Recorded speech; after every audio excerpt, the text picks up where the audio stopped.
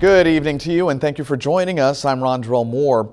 Indiana State Police tell us the criminal investigation of the late Sullivan County coroner Tracy Tackett is over. It is breaking news for you tonight. News 10's Blake Dollier is live in the studio. He breaks down the latest details in the investigation and explains what comes next.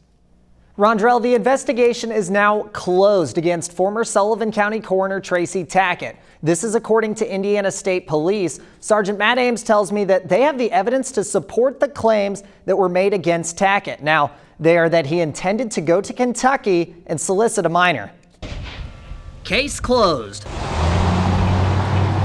Indiana State Police say they've ended their investigation into Tracy Tackett. We did show evidence through the forensics on all the telecommunications devices that were involved that there was a communication that Mr. Tackett was going to go to Henderson, Kentucky to meet a 14-year-old girl. Since Tackett's death, Randy Beller has filled Tackett's seat as acting coroner. He'll do so until a new coroner is elected. Beller is running for Sullivan County coroner in a caucus. He says in light of recent events, he hopes to bring a breath of fresh air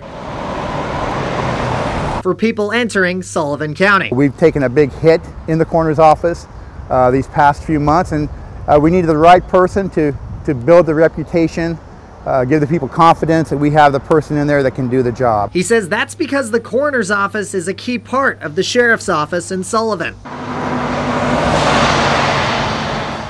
Well, the coroner's office is so important for law enforcement. It's important that we get it right. Beller says credibility in Sullivan County depends on it. When the coroner's office is called, some family member has passed away. And we want to make sure that the investigation is done properly, that the evidence is taken, that we find out why that person died, how he died, and maybe who was the cause of that death. That's why Sergeant Matt Ames says they've continued the investigation even after Tackett's death. We were just following up on all leads to see whether or not there was possibly any other victims.